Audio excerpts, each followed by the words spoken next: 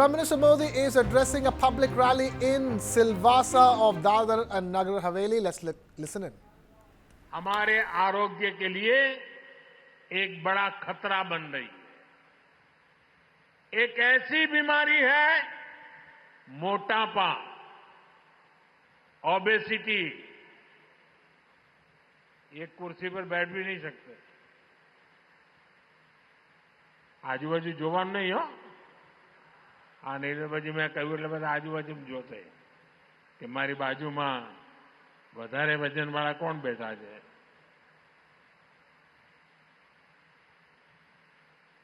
ये मोटापा जो आज दूसरी कई बीमारियों की वजह बनती जा रहा है। अभी हाल ही में मोटापे की समस्या पर एक रिपोर्ट आई है। ये रिपोर्ट कहती है कि 2050 तक 44 करोड़ से ज्यादा भारतीय मोटेपन, ओबेसिटी की समस्या से ग्रस्त हो जाएंगे। यह आंकड़ा बहुत बड़ा है। यह आंकड़ा डराने वाला है। इसका मतलब है कि हर 3 में से एक व्यक्ति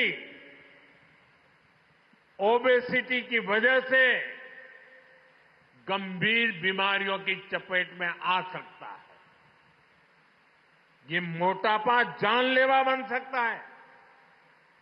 यानी हर परिवार में कोई एक व्यक्ति ओबेसिटी का शिकार होगा। ये कितना बड़ा संकट हो सकता है। हमें अभी से ऐसी स्थिति को टालने का प्रयास करना ही होगा। और इसलिए कई उपाय हो सकते हैं। मैंने एक आह्वान किया है और मैं आज आपसे वादा चाहता हूं। ये हॉस्पिटल तो अच्छा बना है, लेकिन मैं नहीं चाहता हूं कि आपको अस्पताल जाने का मुसीबत आ जाए। भले अस्पताल खाली रहे, आप लोग तंदुरुस्त रहे। मैं एक आपसे काम करना चाहता हूं। आप करेंगे? जरा हाथ ऊपर करके बताइए, करेंगे? મને એક વચન આપશો તમે કરશો? બધા જરા હાથ ઉપર કરીને કો કરશો? 100% કરશો? આ શરીરનું વજન વધા કરે ને જાડા જાડા થતા જઈએ ને, એમાંથી બચવા માટે એક નાનકડો ઉપાય। हम सभी को अपने खाने के तेल में 10% की कटौती करनी चाहिए। हमें हर महीने 10% कम तेल में काम चलाने का प्रयास करना है। यानी हर महीने जितना खाने का तेल लेते हैं, अभी से 10% कम खरीदना तय कर लो। बोलो 10% तेल ओछું વાપરવાનો વચન આપો છો? બધા હાથ ઉપર કરીને બહેનો કે ખાસ તો ભલે ઘરમાં ठपको खाओ पड़े, पर ओछू करशो? पक्को? मोटापा कम करने की दिशा में ये एक बहुत बड़ा कदम होगा। इसके अलावा हमें एक्सरसाइज को अपने जीवन का हिस्सा बनाना होगा। अगर आप हर रोज कुछ किलोमीटर पैदल भी चलते हैं, संडे ऑन साइकिल ये भी करते हैं, तो बहुत बड़ा फायदा होगा। અને તમને તો જો મેં 10% તેલ ઓછું કરવાનું કહ્યું છે, બીજું કશું ઓછું કરવાનું નથી કહ્યું પાછું। નહીં તો તમે એમ કહો કે સાહેબે તો કહ્યું હાજે 50% ઓછું કરો, તો તમે મને સેલવાસ બોલાવો જ નહીં। આ દેશ विकसित भारत के संकल्प को सिद्ध करने में जुटा है।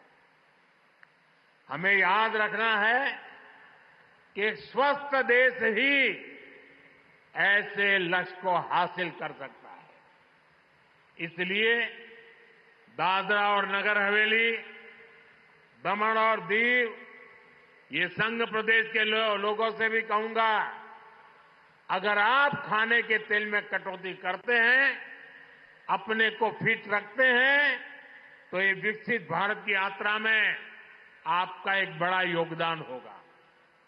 साथियों, जिस प्रदेश के पास विकास का विजन होता है, वहां अवसरों का निर्माण भी तेजी से होता है। इसलिए पिछले एक दशक में एक क्षेत्र एक इंडस्ट्रियल सेंटर के रूप में उभरा है और इस बार बजट में हमने मिशन मैन्युफैक्चरिंग एक बड़ा काम हाथ में लिया है, जिसका सबसे ज्यादा लाभ यहां हो सकता है। पिछले 10 वर्षों में यहां सैकड़ों नए उद्योग शुरू हुए, कई उद्योगों का विस्तार हुआ है, इसमें हजारों करोड़ रुपए का निवेश हुआ है। ये उद्योग स्थानीय लोगों को बड़े पैमाने पर रोजगार के अवसर दे रहे हैं। हम ये भी सुनिश्चित कर रहे हैं कि रोजगार के इन अवसरों का ज्यादा से ज्यादा लाभ हमारे आदिवासी समाज को, ट्राइबल साथियों को मिले। इसी तरह एससी, एसटी, ओबीसी महिलाओं को सशक्त बनाने के लिए यहां गिर आदर्श आजीविका योजना को भी लागू किया गया है।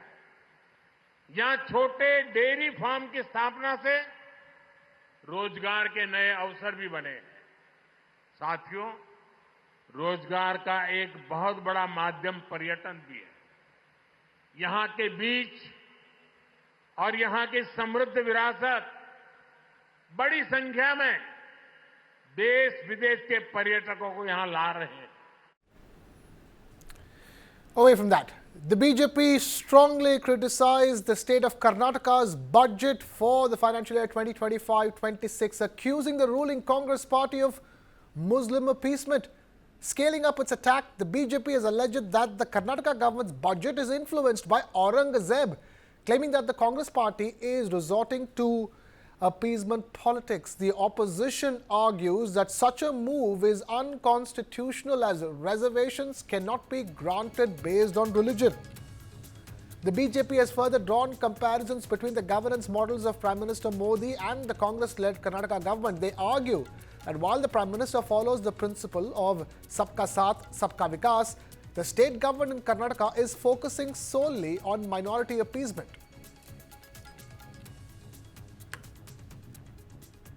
The state government of Karnataka has released a budget, and the budget seems to be very inspired by their new icon Aurangzeb. Just a couple of years back in 2023, the state government in Karnataka, when it was led by the Bharatiya Janata Party, our Chief Minister Sri Basavaraj Bommai, the state government had scrapped 4% reservations in the state of Karnataka that was only reserved for the Muslim community. It is because it was unconstitutional. However, as soon as the Congress government has come back to power in 2023 in Karnataka, efforts were made to once again reverse it. In Karnataka, during the BJP government, the 4% reservations that were meant for the Muslim community, which is unconstitutional because the Constitution of India clearly states that reservation cannot be given based on religious grounds, 2% each was given to two OBC community, the Lingayats and the Vokaliga community under sections 2C and section 2D.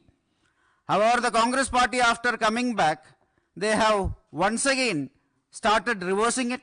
In August 2024, 12 Congress minority MPs, Muslim MPs, they gave a petition to the state government to once again ensure that reservations will be given to the Muslim community. 4% reservation is what they asked under OBC category 2B. Meanwhile, Karnataka's Chief Minister Siddaramaiah presented his 16th budget today. Soon after, the BJP and the JDS came down heavily on the Congress-led state government. The reason? Karnataka government's budget that has sparked a political row due to allocations made for minority welfare. Karnataka's BJP official handle took to social media platform X and posted a photo of Siddaramaiah wearing a Muslim skull cap with the caption Halal Budget. Now, the post listed many provisions that, according to the BJP, catered exclusively to the Muslim community. The post lastly questions, and I quote, "What about SCs, STs and OBCs?" unquote. The budget presented by Chief Minister Siddaramaiah earmarked 1,000 crore rupees for minority development, 150 crore rupees for Waqf property protection, 100 crore rupees for Urdu schools, and a 6,000 rupee monthly honorarium for imams. It also included 50,000 rupees of assistance for Muslim simple marriages, 150 crore rupees for infrastructure development of Waqf properties and graveyards, 50 lakh rupees for Muslim cultural programs, and the establishment of a new ITI college in Muslim-dominated areas. Taking to social media platform X, BJP's IT cell chief Amit Malviya accused the Congress party of prioritizing Muslims in resource allocation. He accused the Congress party of undermining the rights of scheduled castes, scheduled tribes and OBCs and termed the budget provisions as unconstitutional. Towing a similar line, former Karnataka Chief Minister H.D. Kumaraswamy too accused the Congress party of appeasing one particular community while taking away the rights of SC, ST and OBC communities. Former Chief Minister B.S. Yediyurappa wrote that apart from the record of presenting the budget for the 16th time, the budget presented by Siddaramaiah has gone in the opposite direction to the development of the state. He said that this government's achievement is that it has extended its minority appeasement policy to the budget as well. A high-profile gold smuggling case has rocked Karnataka with actress Ranya Rao at the center of the controversy. And in the latest, the Special Court for Economic Offences has granted the Directorate of Revenue Intelligence or DRI 3 days custody of the actress who was arrested at the Bengaluru International Airport. Ranya was allegedly smuggling over 14 kilograms of gold from Dubai. The case is now under intense scrutiny with investigators probing possible links to a larger smuggling network. Actress Ranya Rao was taken into custody after the agency, that's the DRI, argued in the court that further investigation was needed to trace the source and destination of the smuggled gold. The officials also suggested that the case could have connections to anti-national activities. Sources revealed that Rao, the stepdaughter of a senior Karnataka IPS officer, had strapped gold worth nearly 13 crore rupees to her body in an attempt to evade customs checks. Her frequent travels to Dubai 27 times in just 6 months have raised suspicions about her involvement in a larger smuggling racket. Following her arrest, a raid at the actress's residence led to the seizure of jewelry worth over 2 crore rupees and cash amounting to over 2.5 crore rupees, taking the total recovery to over 17 crore rupees. Officials suspect that she may have smuggled consignments in a similar manner in the past as well. Despite filing for bail, the court has put Rao's petition on hold as the Department of Revenue Intelligence continues its investigation. Meanwhile, authorities are also looking into how she allegedly used VIP channels and protocol officers at the Bengaluru airport to bypass security checks.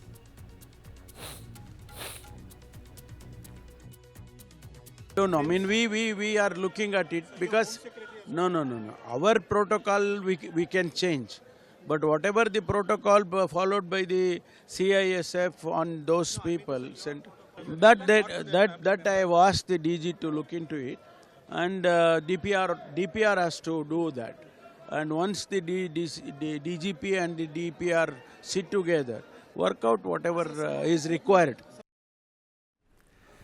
Tamil Nadu's Chief Minister M.K. Stalin wrote a letter to other chief ministers and former chief ministers expressing concern over the union government's proposed delimitation exercise. He warned that the exercise could diminish the influence of states in the south like Tamil Nadu, which have successfully controlled their population in shaping the nation's future. The Chief Minister stated that if the exercise is based on population after 2026, states with better population control would face a reduction in parliamentary representation, which he called as unjust.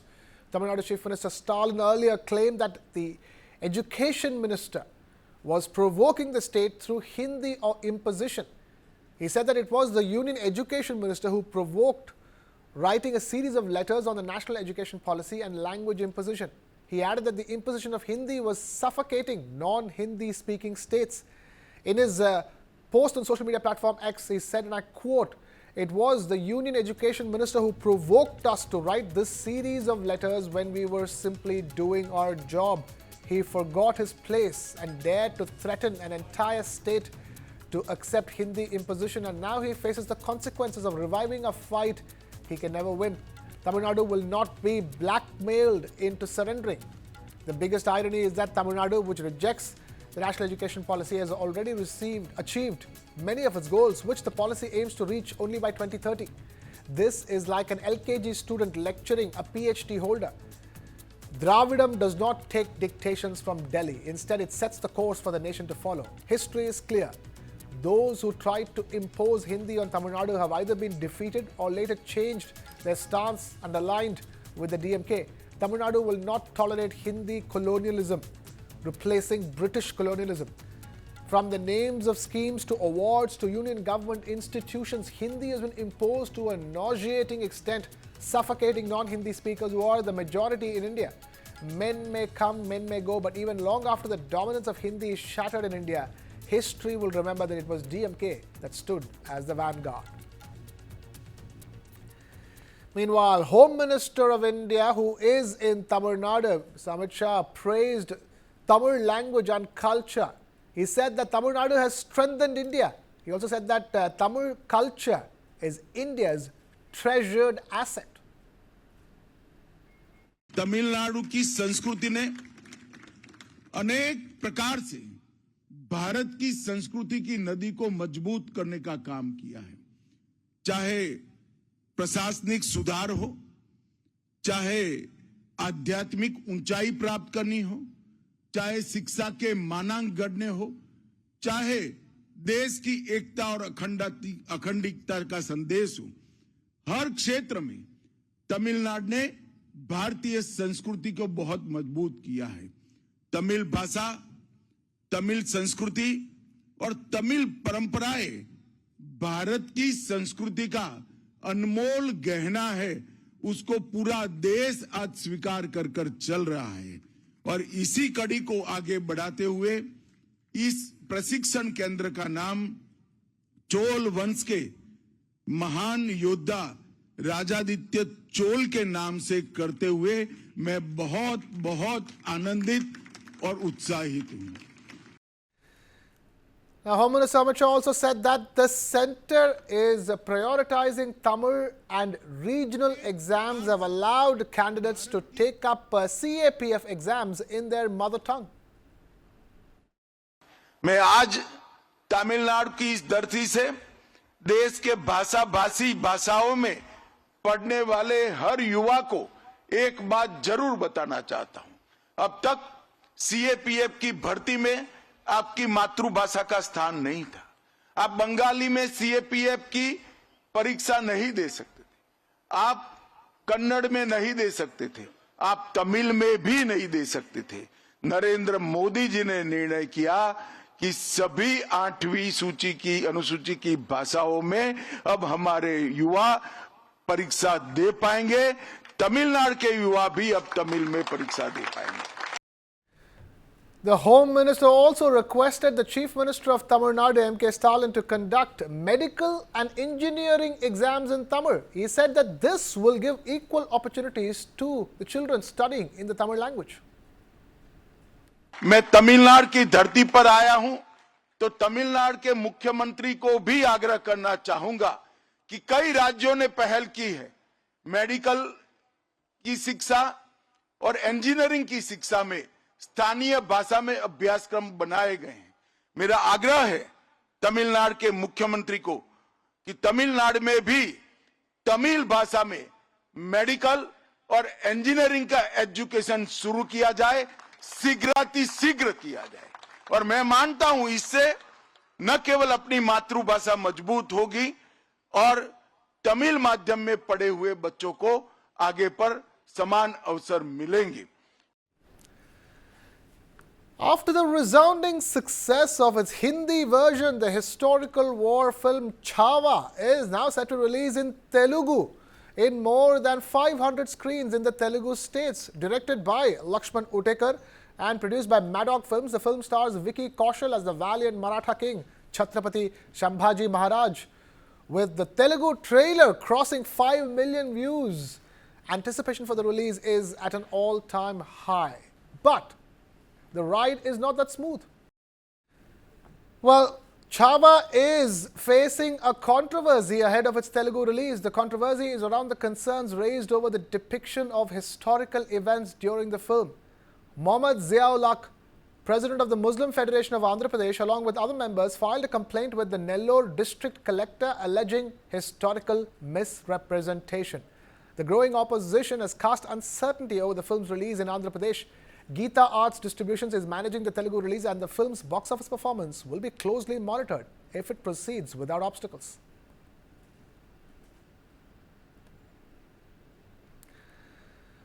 The leader of the opposition in the Lok Sabha, Rahul Gandhi, arrived in Ahmedabad as part of his two-day Gujarat visit. The Congress leader held two important meetings. After his arrival at the airport, Rahul Gandhi headed to the Gujarat Congress headquarters.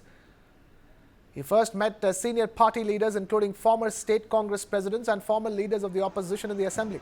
Rahul Gandhi also attended a meeting with GPCC Political Affairs Committee at the Rajiv Gandhi Bhavan in Ahmedabad.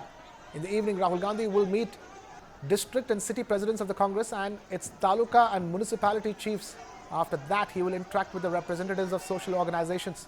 On the second day of his visit, Rahul Gandhi is scheduled to address Gujarat Congress workers and leave for Delhi the same afternoon. The assembly elections in Gujarat are scheduled to be held in 2027. Gujarat is the home state of India's Prime Minister Narendra Modi, and BJP has been in power in the state since 1995.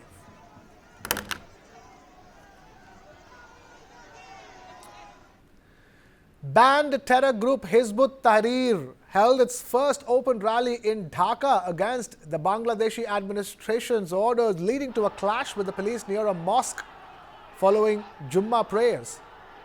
The organization was termed as a terrorist organization by India for trying to establish Islamic State and Caliphate globally. The March for Khilafat was joined by thousands, and the rally began from the north gate of Baitul Mukarram National Mosque in Bangladesh's capital Dhaka. The clashes erupted when the police intervened to stop the march.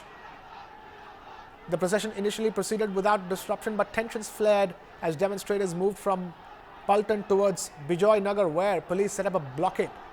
In response, Hizb ut-Tahrir members resisted, triggering a chase between both sides.